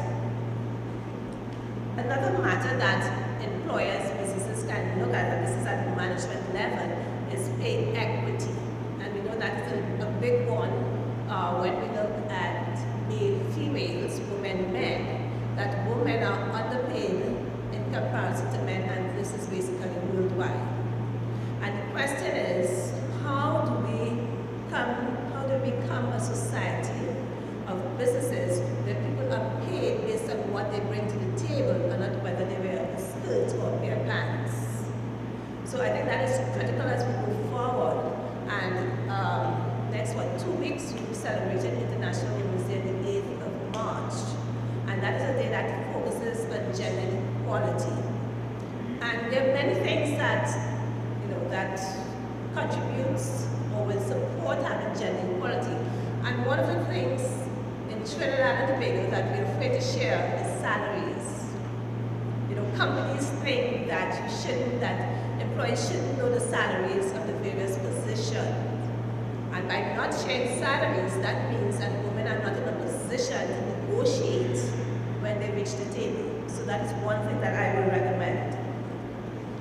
Organizations also can look for ways to give back to the society. And when I say organizations, I mean everybody, because we all constitute the organization, not just the manager, not just the owner, but those who come there every day with their bags. So as an organizations you can choose a charity that you can support. We recently had World International Kindness Day. There's so many things we can do. And if we cannot put something together ourselves, we can always piggyback on another organization that has everything going already, the wheel is already turning, and just volunteer time. There's Habitat for Humanity, there's Living Waters, there's so much that can be done. There are a lot of the homes that will welcome someone just coming in and do a program, even if it's reading. There's so many things we can do, but it really starts with the intent and wanting to do more. And that's why we always go back to our mindset. I always tell my girls that, we're not on this earth for ourselves. It's a journey of service. We can't be in our house and having our lovely lunch on Sunday or mackerel pie and caldo and big chicken, and there's somebody else in need. So groups like St. Vincent de Paul, for example, that is one group we can support, even if it is doing meals regularly. Third Sunday, right, Bernard? Third Sunday. So even if it's doing meals regularly, there's somebody who is waiting for what you can offer. So it's really about a change in mindset and not living for ourselves and recognizing that there are other people that we can support. And as an individual, so we are in organizations and we can encourage our colleagues to come together and do something. And probably that may not work. So as an individual, we too can do our part. As I said, there are many homes around. I am part of the Association of Female Executives of Trinidad and Tobago, and through AFET, I have joined their Reach Mentorship Program. This is many years ago, but it's still ongoing. It was founded in, I think it was 2010. And this program is a mentorship program for young ladies, for teenagers. And we go in various communities throughout the country. It's a structured program, so we will do topics like self-esteem, preparing for work. I remember one Saturdays held on Saturdays, of course, because we are working people. But I remember one Saturday when we were doing a session preparing for work. But I always like the fun part, so I had to dress for how you do not dress for work. So, you make sure that you put on the clothes too tight or too short or the strap showing. And, we asked the young ladies what was wrong with my attire. And in the end, they were able to articulate and say, okay, miss, you shouldn't wear this, you shouldn't wear that. And then we asked them for graduation time for them to dress as if they're going to an interview. And I remember the shock on everyone's faces, when they said, if you look at them when they came, and I remember the Minister of Culture was there, and she said she could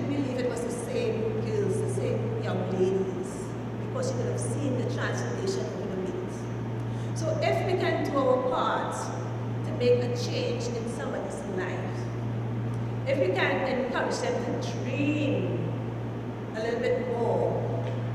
Again, I was part of another program and I asked the little boy, so what do you want to be when you grow up? And he said, Miss, I want to be a taxi driver. So I said, who's a taxi driver? Because children learn what they live and then they live what they learn. So I asked, so who's the taxi driver in your family? He said, Miss, my uncle. So I want to get a car just like his and be a taxi driver. So understand that unless we paint a picture and expose everyone, expose children to dream bigger, then their access to, to different careers, the impact that they can make will be drastically reduced if we don't give them that opportunity to dream.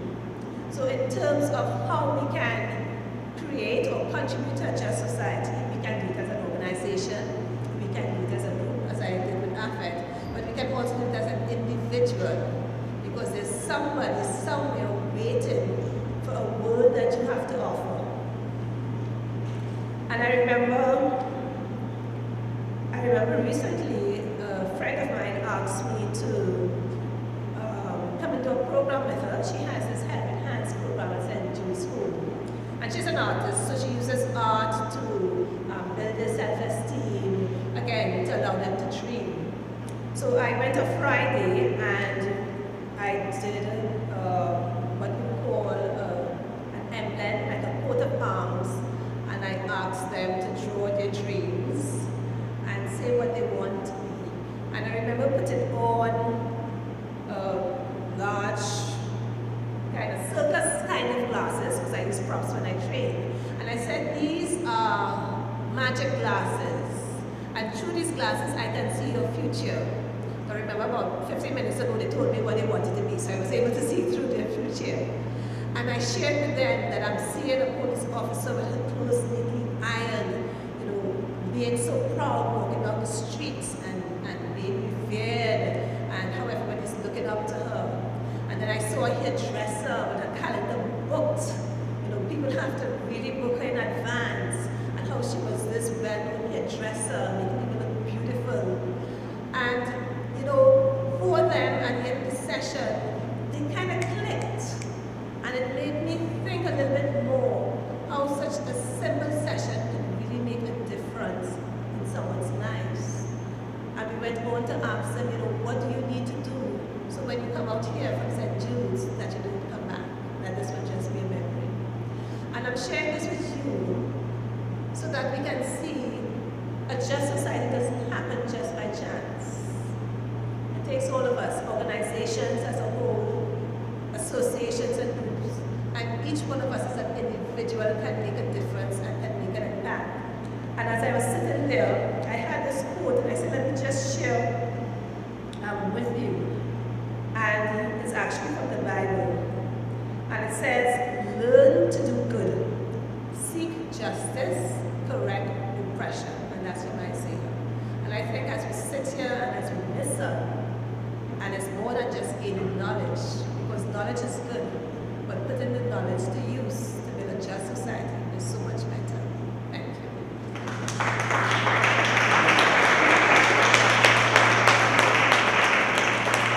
Thank you, Charlene. Thank you so much. Another round of applause. And I'm grateful to Charlene, who stepped in last minute because another speaker was unable to come. And now, Charlene, you're on my list. Definitely on my list. Our last speaker is none other than my faithful friend, Gregory Delson, attorney at law, who obtained his LLB at UE and his LLM in Public International Law at the University of London. Gregory has been in private practice for more than 30 years in civil and criminal litigation, constitutional law, and judicial review. He has presented cases before the High Courts, Court of Appeal, and the Privy Council from the jurisdictions of Trinidad and Tobago, the Eastern Caribbean, Barbados, and Guyana. He has been part of a legal team that prepared and presented constitutional cases on the death penalty since 1994. He is a current tutor at the Hugh Woodin Law School and is current chairman of the Sentencing Commission of Trinidad and Tobago.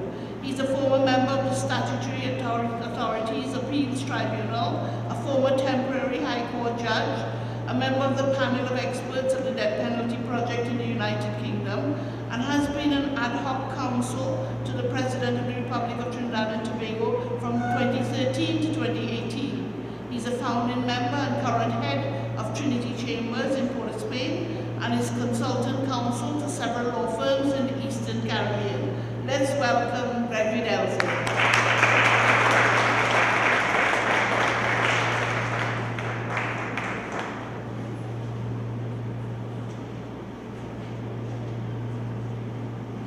Good evening. I have the awkward position of being the last speaker when everybody is exhausted. And I also think that we have a difficult topic to discuss because I keep looking at it and I'm wondering what exactly is the meaning of the word a just society. Because in my experience, justice, like beauty, is always in the eyes of the beholder. I have never met an unsuccessful person in litigation who felt they got justice. But I have met, for example, prisoners who were found guilty and sentenced who felt they got justice. The reason being that they felt they were treated fairly. So fairness and the sense of fairness and the access to a system that is geared to achieve that fairness is what really encourages a sense of justice.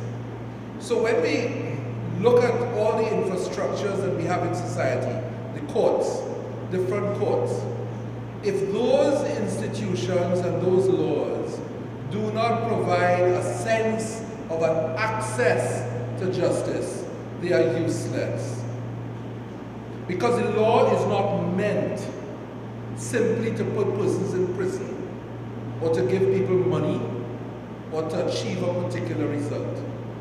The law is there really as a means of regulating this deep yearning inside people to feel that they are in a society where there is fairness. And we have to ask ourselves when we speak about justice and developing a capacity to justice, it's not about buildings, it's not about courts, it's not about laws, it's about how the people who administer all of these things interact with the people who come to those institutions. So that a young or a poor man coming to the court or being told he can go to a court, that person will not get a sense of justice unless he can A, afford a lawyer, or B, get somebody to represent him free of charge before those institutions. That person will still be on the outside and on the fringes. So one has to ask, in a sense, what leads us in this place called Trinidad and Tobago to come to the conclusion that we do not have a just society? Because I don't think we do. And part of the reason that we always don't speak about is our internal prejudices. We don't believe that poor people, young people, have the same rights as us to access justice. And that is because innately, historically, we think that they are in some way lesser entitled. And I don't mean to say, and I'm not suggesting that that is what the institutions preach, or what the law preaches, or what the Constitution envisages, because that's not true. But I'm speaking about the people, the individuals. The reason why I can hear of 15 years being spent in remand is not only because of the law, it's because there are people on the outside who don't care about the person who is inside for 15 years unless something happens to impact on them. That's the truth. So the structure, something is in our society, the structure in our society does not allow the empathy to flow through to those people who suffer. And it is, to a large extent, sometimes we don't want to admit it, an innate selfishness. These are truths that we don't like to speak about. And part of the development of that, I think, is our own system of government. People who are insecure and feel a lack or a sense of justice look to leaders. So it is in our interest to perpetuate that sense of injustice for our own purposes. There is no reason that in our Trinidad and Tobago today we can have a prison system that we have, given all our wealth. There is no reason for that, except one. There was never any pressure placed on anyone to change it. And that is the truth. And the reason why there was no pressure socially or politically is because we believe that they are less entitled to the benefits of our society. That is the cultural prejudice. Some of it is based on our colonial past, but that is the cultural prejudice that exists. And we don't speak about it. And until we speak about it, it will not change.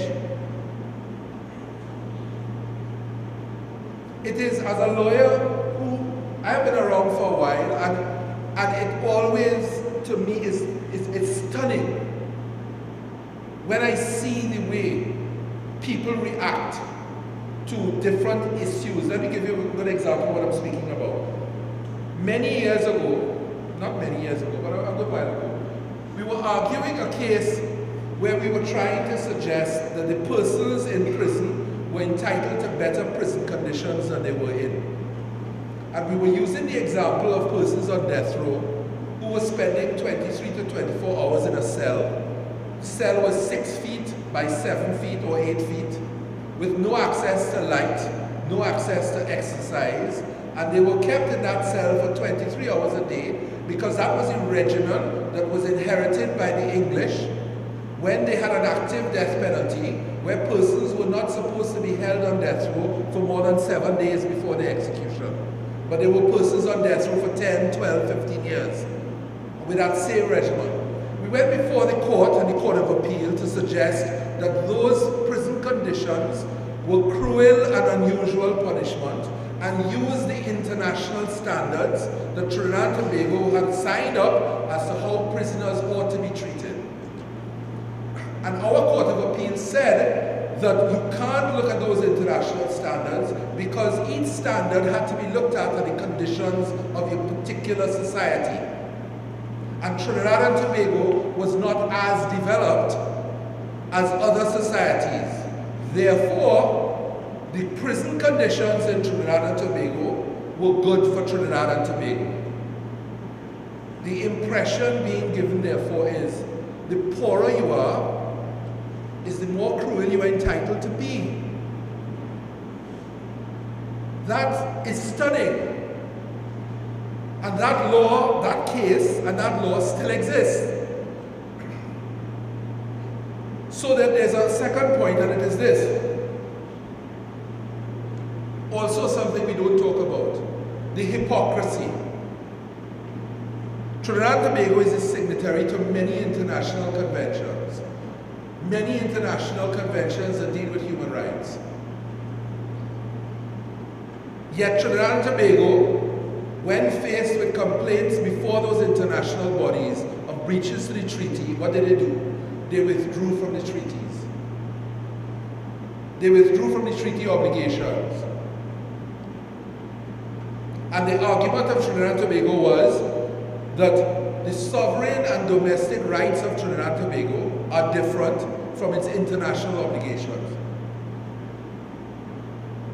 And we have, as part of our legal system, the dualist theory, which means that unless you incorporate an international treaty as part of your domestic law, it's not part of your law. So we have this interesting dichotomy where you have constitutional rights guaranteed under our constitution, that you can't marry against your international obligations, despite the existence of an assumption that you must always interpret your domestic law to adhere to your international obligations. And yet in Trinidad and Tobago, we don't.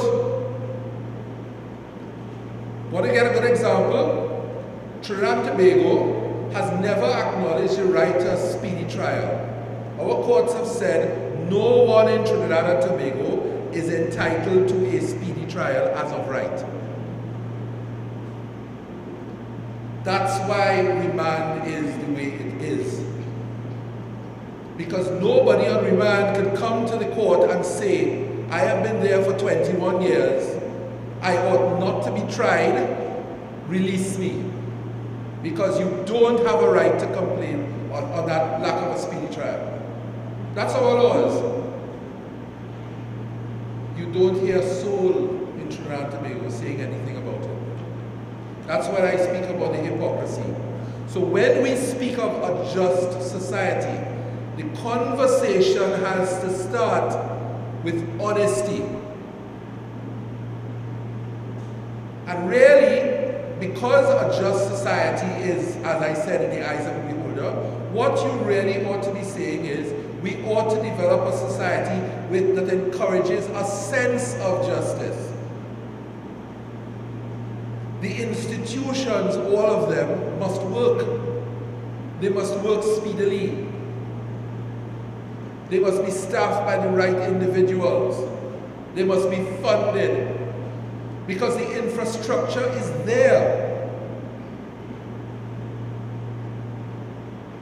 Now, I am chair of the Sentencing Commission. This is a very good example of what I'm speaking about. I am chair of the Sentencing Commission. The Sentencing Commission Act was passed in the year 2000. 2000. And it was assented in 2001. And the first commissioners, our batch, we were only appointed 2 years ago. That's 2018? Yeah. The Act was in existence for 18 years. And nobody in Trinidad and Tobago said boo. And when you read the Sentencing Commission Act and what we are supposed to do, it is amazing to me that that commission has been kept out of the loop. Let me read some of the things, because it's named the Sentencing Commission. But what the objectives and functions of the commission are will surprise you. In addition to sentencing guidelines, telling the courts how they ought to sentence people and what factors they ought to take into account, they also have the right to make a recommendation about the revision of laws in relation to sentences. And this is the crux. Listen to this one. The Sentencing Commission has the power to conduct research or inquiries into the administration of justice and report the results of its research, inquiries, and investigations, and make recommendations for change, reorganization, and general improvement of the administration of justice. Yeah? So it is, as I said, a source of amazement when I turn on the TV and I see acts going through Parliament, firearms legislation, marijuana legislation, all sorts of legislation dealing with the issues that the Sentencing Commission was created to advise the government on. Firearms legislation, no consultation. Marijuana, no consultation.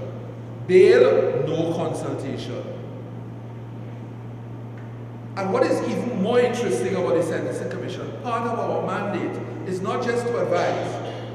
Listen to this one. We are to conduct public education programs to inform the public and promote public understanding of sentencing guidelines and procedures.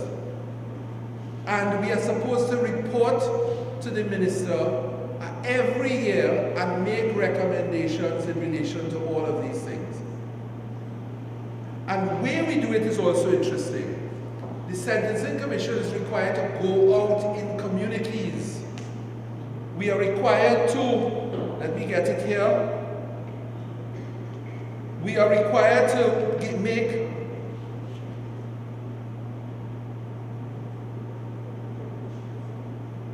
Yes, we are required to interact with the public, go into the communities, explain to the communities, take the views of communities before we make any recommendations. That's what the Sentencing Commission is supposed to do. Everything that we have spoken about here. Parliament created a body to advise it and to advise the minister how to change the system and how to interact or make those laws live. And they mandated you do it by public interaction, public investigation, the collection of data. So like for example, we have reached a stage where we have created our organization and we've set out a chart for the different jobs and so on. And for example, bottom line of that chart is we want to hire people like anthropologists, social scientists. Those are the people that the Sentencing Commission wants. Lawyers. But we need people to study our society, go into communities, interact, form and make recommendations based on the truth. And the truth is represented by the interaction with the community, not what somebody whisper in a parliamentarian's ear that we don't know about. So that's why I'm saying when you talk about a just society and a sense of justice, that's why you have to have a frank discussion as to the state of our country in relation to our interaction with institutions and the lack of empathy that we all exhibit in dealing with the people who are less fortunate in our society. That lack of empathy is not what something an institution can encourage or impart on you. That comes from a deep philosophical base of belief in self and belief in the value of other people. And the right of those people to be respected by nothing more than inherent value. Now, I am quoting from our Constitution. Those are words in the preamble of our Constitution. And every day I ask, where is it in practice? So, that is all I have to say on the matter. And it is up to you all, when you go out there, to change it, not me.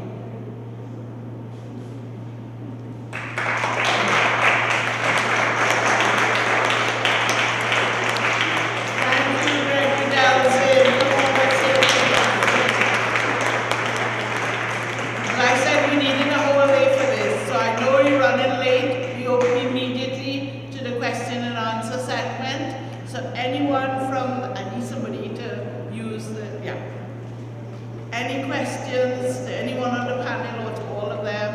And Simone Francois-Whittier was appointed a few months ago to work with CCSJ as our coordinator for migrants and refugees. A brilliant lawyer, brilliant young woman, and I'm so glad to have her on board. Thank you. Any questions? Yes. I am going to ask a question. Just spoke about the implementation of the Sentencing Commission. Now, if it is that you were part of the commission, have you done the expected of you in the commission. Have you done it? Yeah, all these things that you said that your commission Well, to yeah, do. we're not at the stage yet of doing anything because we're still waiting on the state to give us what we're supposed to get. We are supposed to get money, we're supposed to give the higher people, we're supposed to have a building. We don't have those things yet. We're on our way, but we're not there yet. How many years did you say? I don't know. We've been fighting for 2 years now. That is great. Any other question? Yes? There.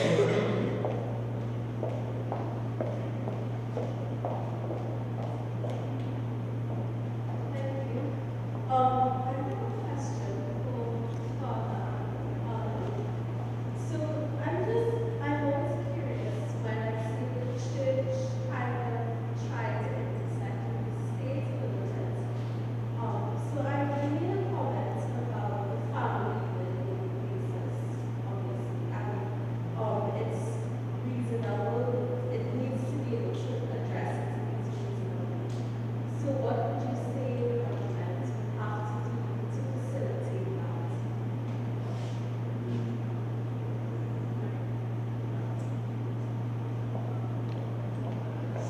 What I say to the government who has to facilitate to the family.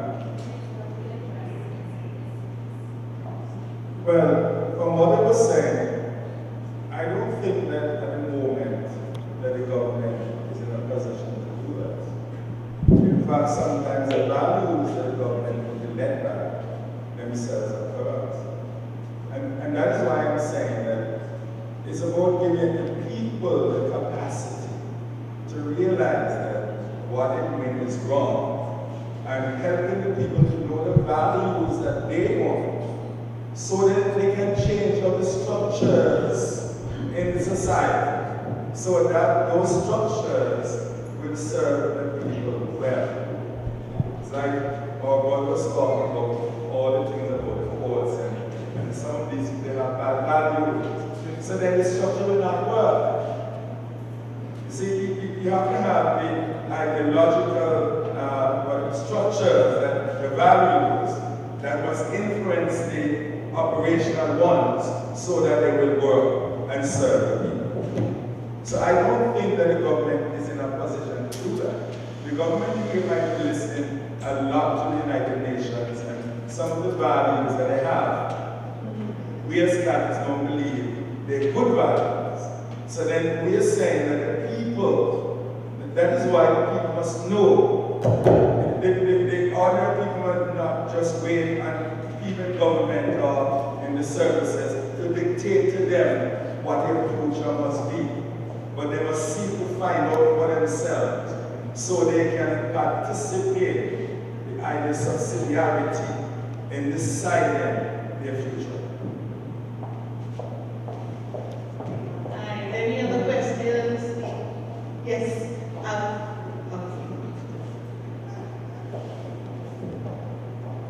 We spoke about the number of truths. Yeah? And I want to say, we are the sum total of all our experiences. From the age of 0 to 17 years, we are told 145,000 times negative things in our lives. We cannot give away or share that which we don't have. And we use lenses of objectification to create biases, comments about people, labeling and profiling. I wanted to suggest for this August panel that one of the ways in which we can address the absence of justice and fairness in this country is to teach license development from early childhood care straight up. Because if I don't know who I am, what can I do? So first of all, I must be born and anchored in a place where I know who I am, special and gifted. I am filled with grace so that I can live with you that you spoke about relationships. How can I have a relationship with you? How can I see injustice if I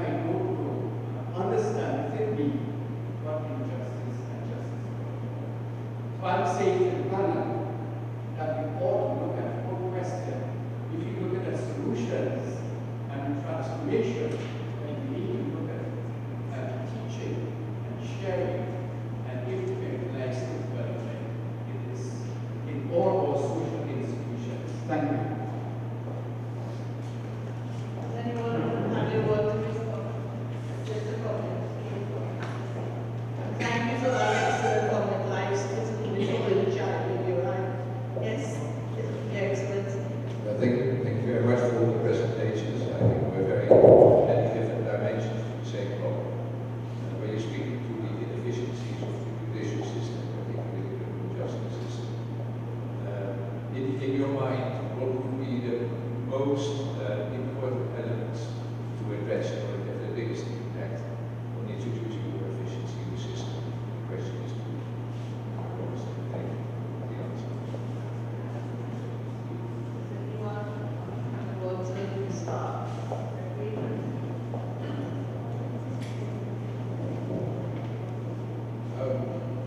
That is a really difficult question. I think first thing is the development of a culture of proactivity. People are not necessarily proactive in the judicial system or in systems that are geared to impart justice. And that lack of proactivity, and when I say proactivity, I don't mean at the management level at all. I'm talking about where those decisions are implemented. That lack of proactivity prevents decision making and policy from filtering down into reaching the people who are the beneficiaries. That's the difficulty. A person who is, let me give you an example, bail. A person who is charged with a criminal offense and has to access bail. In Trinidad and Tobago, we have a very archaic system of bail which is based on land. So if you don't own land or don't have access to land, you have a lot of difficulty in getting bail. So if you're a poor person, you start off having to access a corrupt system that exists of granting bail. People are professional bailers for that. So that no one seems to have addressed in a proactive manner the whole system of bail and how it is really ought to be implemented.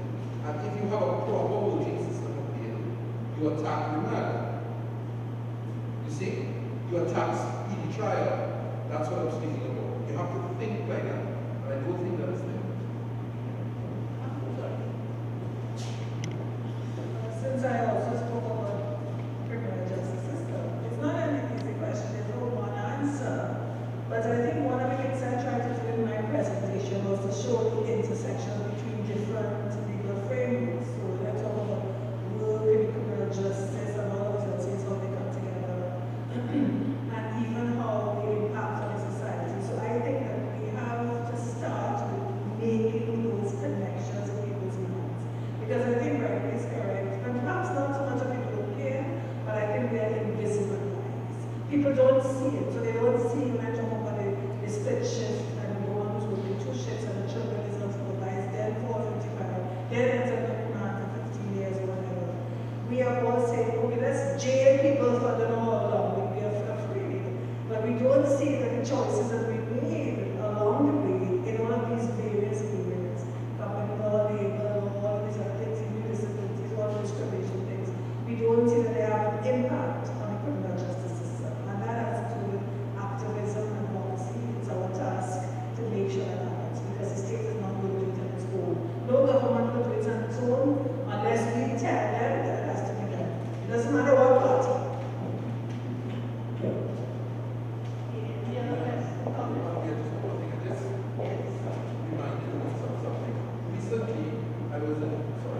Recently I was having a conversation with somebody about the bail and changing of certain things and so on.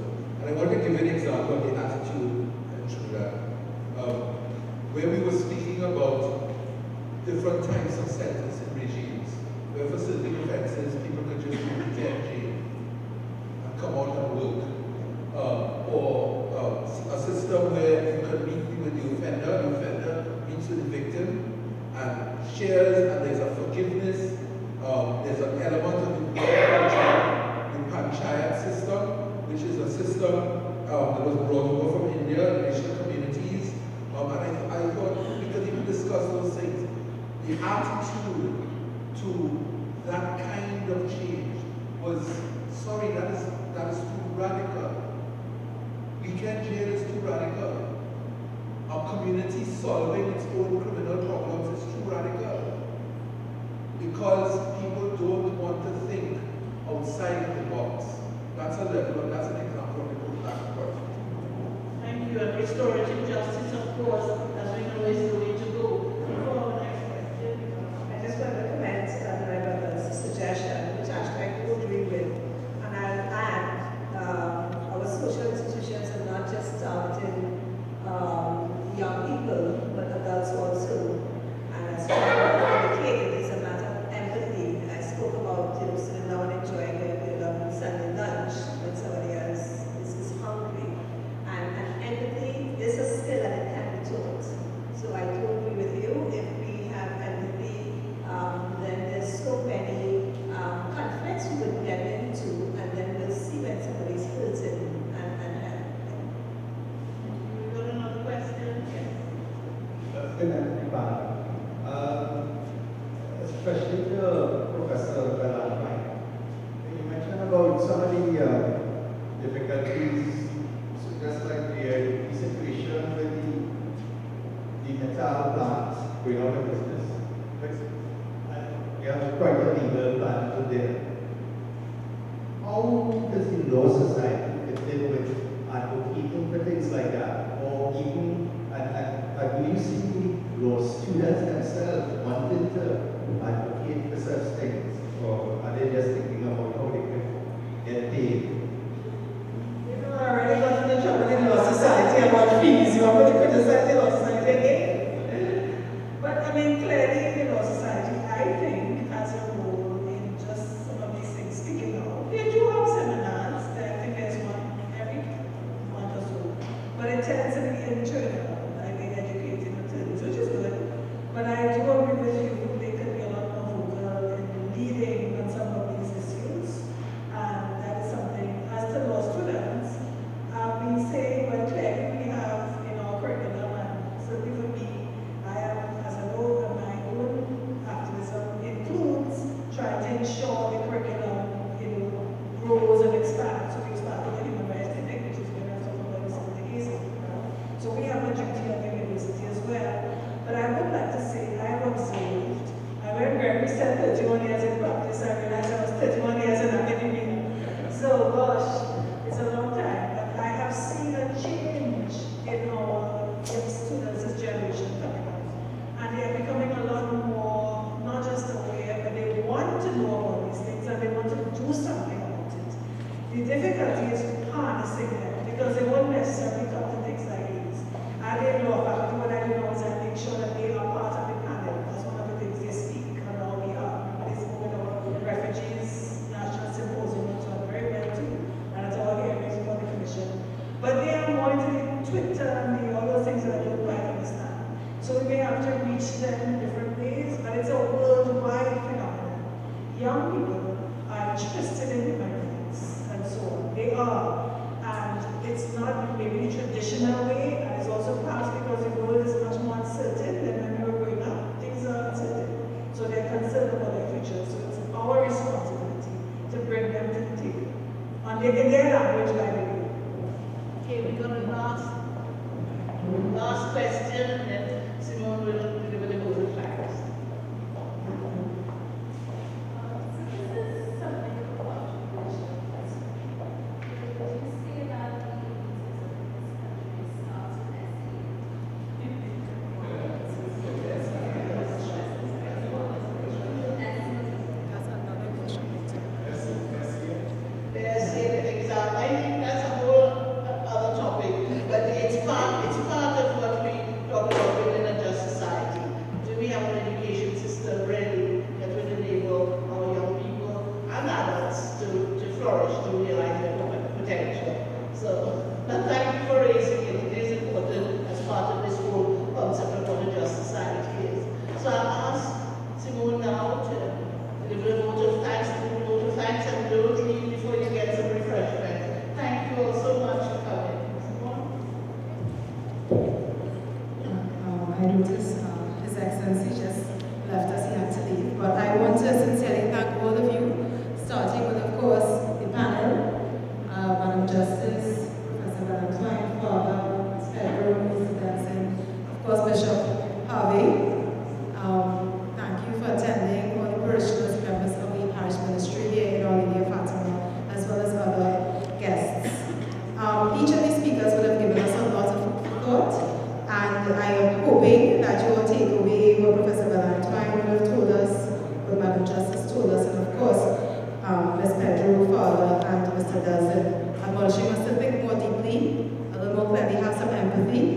Of course, stay away from the hypocrisy that the society seems to want to get involved in every now and then. And of course, do better for our neighbors.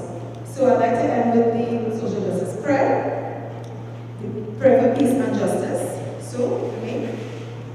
Oh God, open our hearts. Please. Sorry, yes. Thank you. Oh God, open our hearts to the gift of your Holy Spirit as we seek to promote your reign here in Trinidad and Tobago. Help us to become a nation where peace is built with justice and justice is guided by love, love of God and love of neighbor. Help us to rediscover and live our faith so that our concern for social justice will be transformed into constructive action as we spread the good news in this land. We ask you, O Lord, to guide and bless all our efforts. Inspire us as you did the prophets of old with courage, imagination, and creativity. This we pray in Jesus' name. Amen. Have a good evening, everyone, and get to see you. Thank you.